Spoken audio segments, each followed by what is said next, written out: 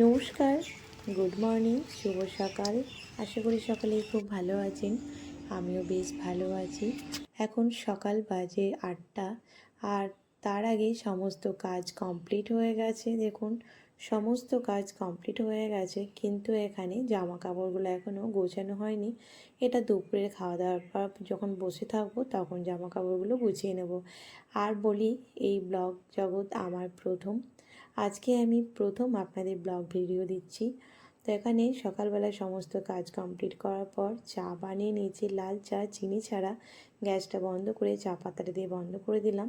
চলুন, চাটা ছেঁকে নিয়েছি। আমি চায়ের সাথে খাই মুড়ি, আর ছেলে আজকে বললো চা খাবে একটু, তাই তার জন্য দুটো বিস্কুট নিয়েছি সাথে। ও তো স্মুদি খাই।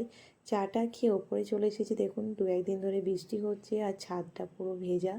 গাছগুলো যেন প্রাণ ফিরে পেয়েছে। দেখেছেন, ভেন্ডি গাছের ফুল কিন্তু বেশ মিষ্টি লাগে। আর পদ্ম পাতাগুলো দেখুন, মনে হচ্ছে, এই যে দেখুন, এখানে টমেটো গাছ রয়েছে, টমেটোতে ফুল এসেছে। আর দেখুন, এই আমার ছাদ বাগানের সুন্দরী হলুদ শাপলা যবে থেকে ফোটা শুরু করেছে, একটা দিনও বাদ নেই। আর একটা করে ফুল 3 দিন ফোটে।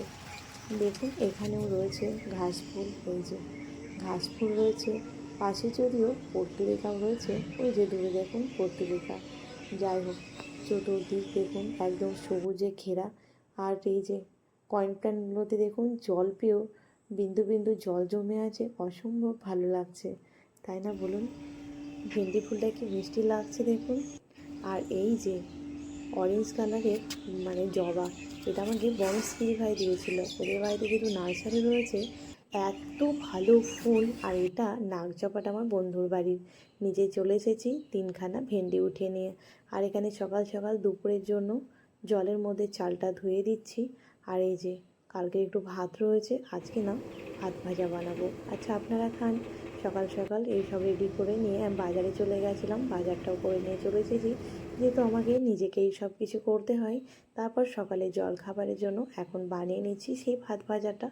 এখানে দিয়ে দিয়েছি আমি সর্ষের তেল, ফোড়নে দিয়েছিলাম একটা শুকনো লঙ্কা, একটুখানি জিরে দিয়েছিলাম। আর ঘরে ছিল আরও অনেক কিছু দেওয়া যায়, কিন্তু আমি একটু ক্যাপসিকাম আর পেঁয়াজ, একটা ডিম দিয়ে দিয়েছিলাম। তারপরে দেখুন, আর জানেন, যদি আপনি জিরে ফোড়ন দেয়, খুব ভালো একটা মানে স্মেল আসে।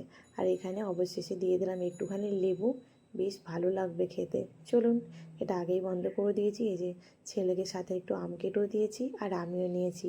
এইটা খাওয়া দাওয়া করে নিয়ে এখনও প্রচুর কাজ রয়েছে, সেই কাজগুলো কমপ্লিট করে নিয়ে তারপরে রান্না বসাবো দুপুরের। সকাল সকাল সব কাছাকাছি করে নিয়েছিলাম মেশিনে। তারপরে যে ছাদে দিতে এসেছি।